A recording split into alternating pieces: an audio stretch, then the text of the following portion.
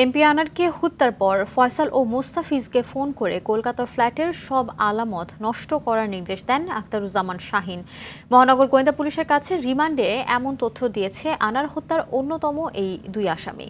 আনারকে হত্যার বিস্তারিত তথ্য দিয়েছেন তারা। অতিরিক্ত কমিশনার হারুনুর রশিদ জানান, রিমান্ডে এ হত্যার আরও চাঞ্চল্যকর তথ্য পাওয়া গেছে। এর ভিত্তিতেই ঢাকায় আখতারুজ্জামান শাহীনের বাসায় অভিযান চালিয়ে মদ বানানোর ছোট কারখানা সহ বেশ কিছু আলামত পাওয়া গেছে। এমপি আনোয়ারুল আজিমকে তারা বাসায় নিয়ে যেয়ে নিচতলায় যেভাবে হত্যাকাণ্ডটি সংঘটিত করেছে, নির্মমভাবে নিষ্ঠুরভাবে তাকে মেরেছে এবং পৈশাচিক কাদায় লাশটা গুম করার উদ্দেশ্যে তাকে সরিয়ে দেওয়ার চেষ্টা করেছে। এই কাজটি যারাই করেছে তার মধ্যে অন্যতম হচ্ছে দুজন, ফয়সাল শাহজি এবং মুস্তাফিজুর রহমান।